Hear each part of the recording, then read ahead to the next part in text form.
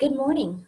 My name is Belinda Cardwell, and I'm a counselor at Genesis Women's Shelter and Support. Thank you for joining us today for our next installment of our Genesis webinar on coping skills. So just a few kind of housekeeping rules and thoughts. This presentation is for educational purposes only. Please consider your own situation and safety concerns before putting into practice any of the ideas we talk about today. Speaking of safety, please be sure to watch this in a safe place where only safe people can hear it. Using headphones can help ensure no one else can hear what you're watching. And remember to clear your browser history after watching the video if someone monitors your phone and/or computer. If you do need to leave this live Zoom webinar quickly, remember that you'll need to click end a couple of times and then close the Zoom page. So confidentiality is important for us here at Genesis. So to that end, please do not use the chat feature on Zoom. If you use the chat feature, your name and comment will be seen by anyone watching this live video and the video recording on YouTube. Also, if you leave any comments on the YouTube video recording, your name and comment will be seen by anyone who watches the video. So we do not monitor or respond to any comments or questions left on the YouTube recordings. So if you have any comments while you're watching the YouTube video or while you're watching this live, please contact us directly. My name again is Belinda Cardwell. My phone number is 214-389-7718, or email is bcardwell@genesisshelter.org. So this webinar is, as we said earlier, for educational purposes. It's not as a means to help you if you're in crisis. So if you are in crisis and you need help with emergency safety planning or are looking for emergency shelter due to domestic violence, please call our 24-hour hotline at 214-946-4357. If you would like to sign up for counseling at Genesis or want to talk to a counselor about your situation, please call 214-389-7700. And here's some more hotline numbers for you as references. Of course, there's the Genesis Women's Shelter and Support. That number bears repeating. It's 214-946-4357. The National Domestic Violence Hotline number is 800-799-7233. They also have a chat feature at their website, which is thehotline.org. And the National Suicide Hotline's number is 800-273-8255. So today we're going to talk a little bit about personal boundaries. The first part of the webinar will be the content about personal boundaries, and the second part will actually be a coping skill. We find it helpful to present a particular coping skill on each webinar that we do, but at first we're going to go through the content. Setting personal boundaries is very simply about you and your values. However, if you are in an abusive relationship, please consider your safety before implementing any boundaries or setting limits. Trust your instinct to know how a boundary may aggravate the abuser.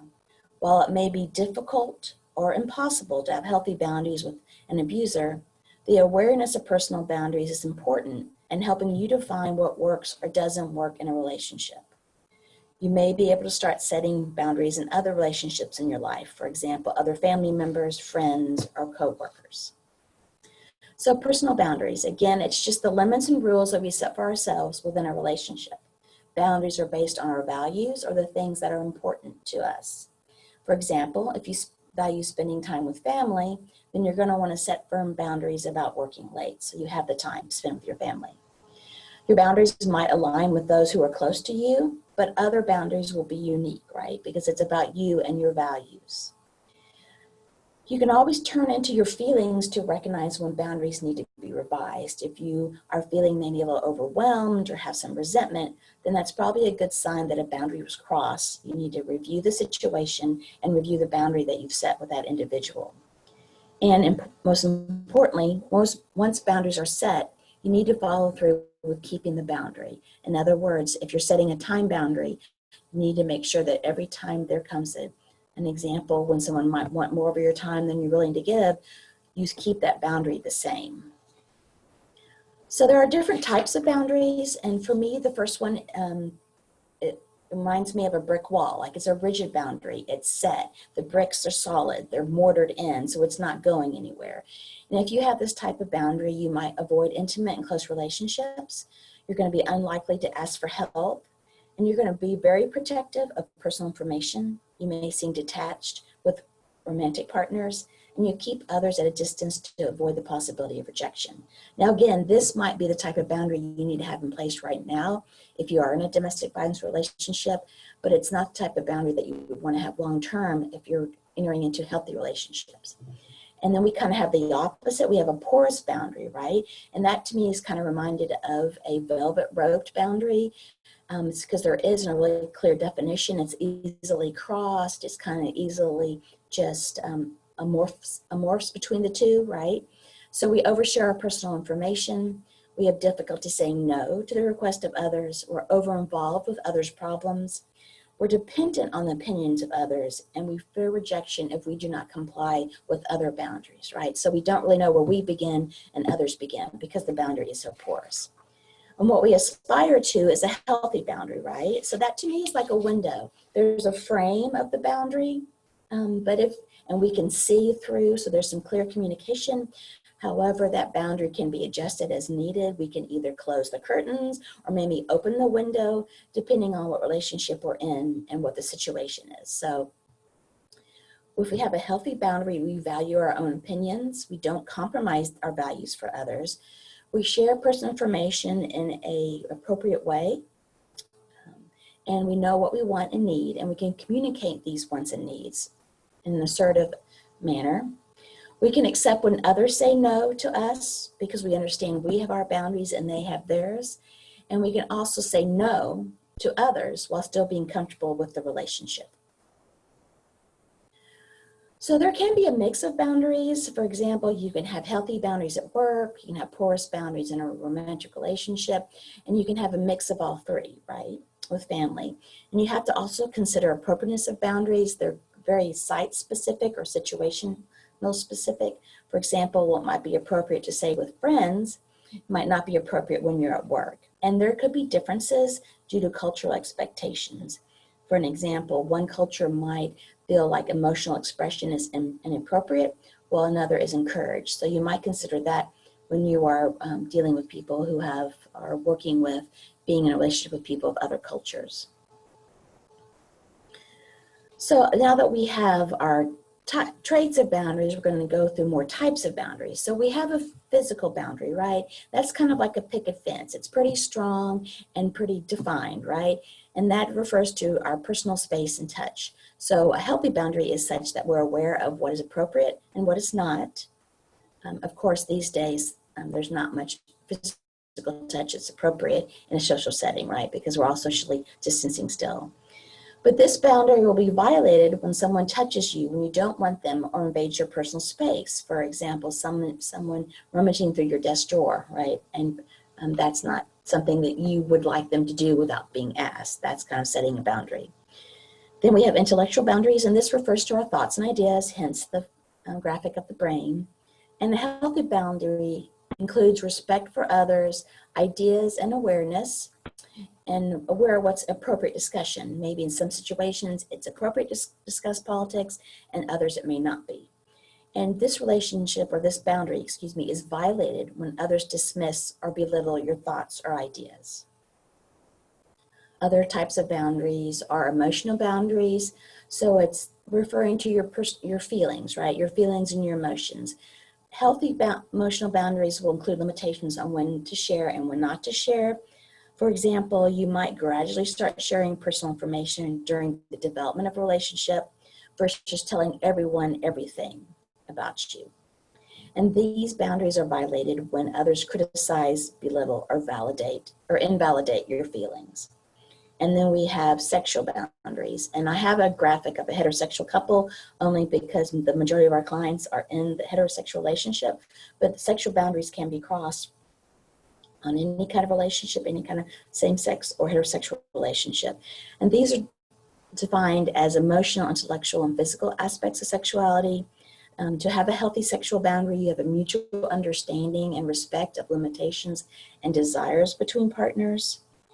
And then this boundary is violated when there's unwanted sexual touch, there's a pressure to engage in sexual acts, and there's leering or sexual comments. The last two types of boundaries are material and time. So material boundaries are basically referring to our money and possessions. So a healthy boundary involves setting limits on what you share and with whom. So this boundary would be violated when others steal or damage your possessions or pressure you to give and lend them your possessions, right? Hence the money and the dress graphic. Time boundaries refers to how we use our time. A healthy boundary includes setting aside enough time for each facet of your life, whether that be work, relationships, hobbies, spiritual activities. And this boundary is violated when others demand too much of your time. So we talked a little bit about what types of boundaries and traits of boundaries. Now we're going to talk about how to set them, what to say. So the first rule is to be direct and express yourself clearly. Leave no doubt as to what you want. An example might be some of these sayings. I'm not comfortable with this. Please don't do that. Not at this time. I can't do that for you. This doesn't work for me. I've decided not to. This is not acceptable, and I don't want to do that. Notice that most of these are I statements because, again, a boundary is your values, your time, but you don't want to come off too aggressively. You want to say it in an assertive manner. And you can do that by using confident body language. You can face the other person, make eye contact, use a steady tone of voice at an appropriate volume. Don't be too quiet. Don't be too loud. Be respectful. This is where the assertiveness comes in. You're respecting them by letting them know your boundary, right? So avoid yelling, name calling, or the silent treatment. It's okay to be firm, but your message will be better received if you say it with respect. And plan ahead. Think about what you want to say and how you will say it before entering a difficult discussion. I usually tell my clients to prepare a script when they are anticipating having to set a boundary. And they can either write the script or they can put it as a note on their phone. And I also encourage them to practice it in front of a mirror, right? Because this is usually a new skill for most of us, so it needs practice. So if you practice ahead when you're in that situation, it'll come a little easier to set that boundary. And then there could be compromise in setting boundaries, right? So when appropriate, you can listen and consider the needs of the other person, not to the extent that you're going to reset your boundary or you're going to impinge on your values, but to the point that, okay, that's their opinion, I respect that. This is my opinion, this is my boundary, I respect mine. So let's go through some examples of setting boundaries. Okay, so here's a situation. Your friend asks you if you can watch their 2 young children on Saturday morning. You already have plans. Well, a little bit of the backstory is you like your friend, you like your friend's kids, you just really can't do it. So your response might be something like, I already have plans. I would be willing to watch them another time if we can plan ahead.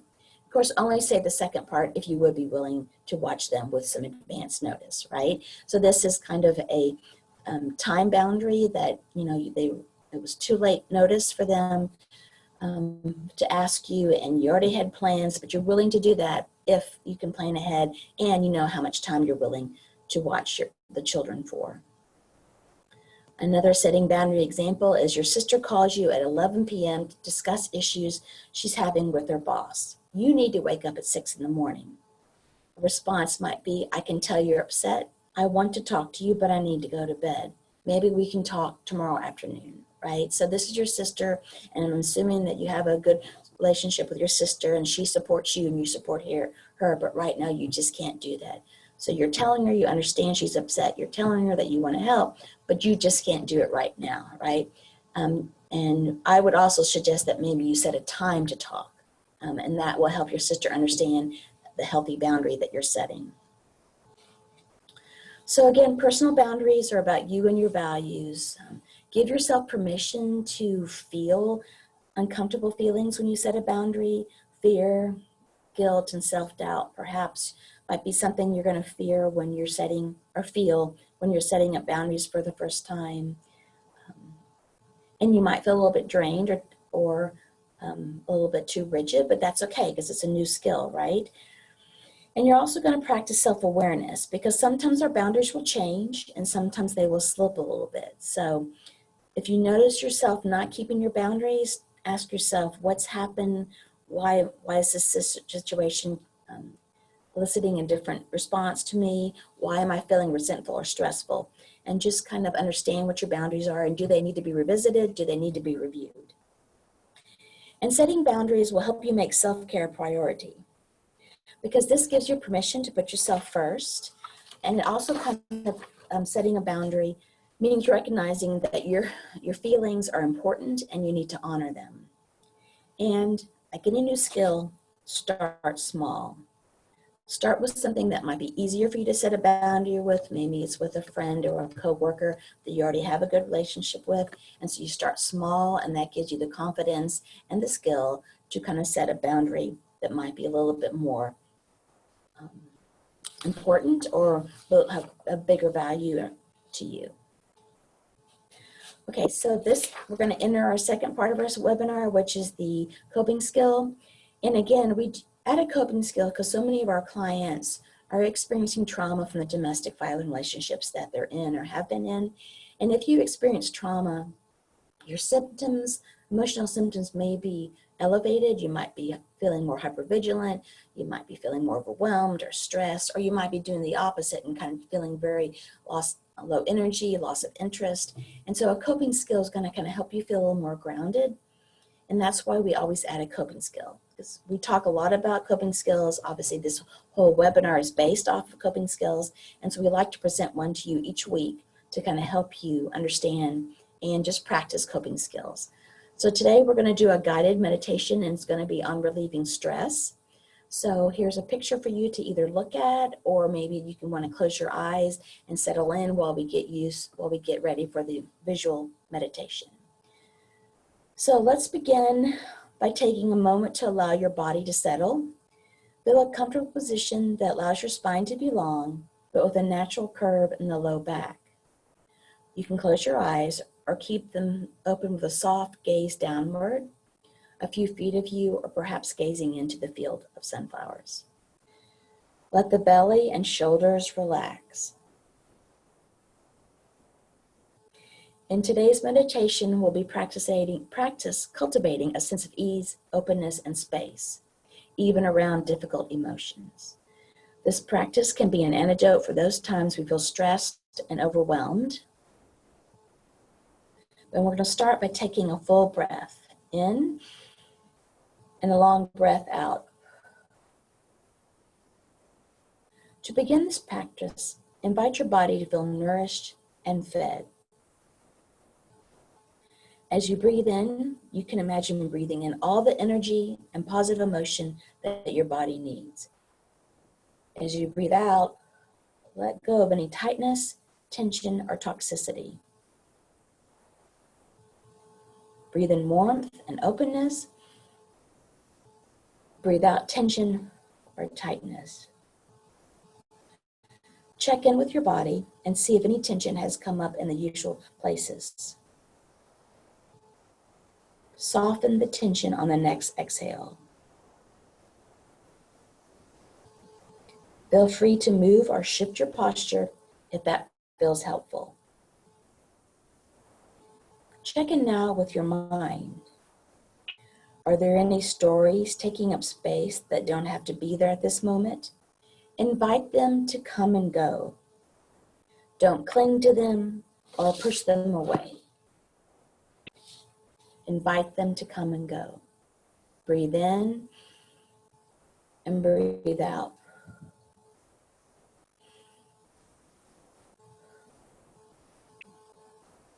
Now check in with the heart. Are there sensations in the chest or the front of the body? Notice any warmth, tightness, tension, or openness that's there. Just observe and notice. Don't judge.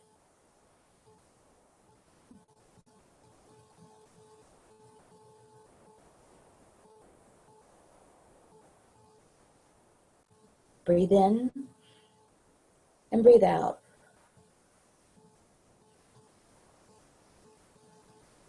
See if you feel any more openness and spaciousness than when we started 10 seconds ago.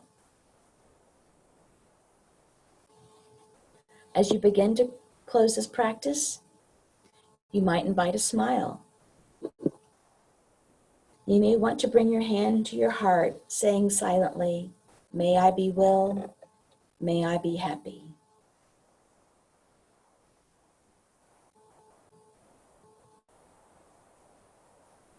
You can come back to this practice whenever you feel stressed or when you want to give yourself more nourishment for space. We're going to finish this stress practice now by taking a full breath in and a long breath out. Gradually open your eyes and come back to our space.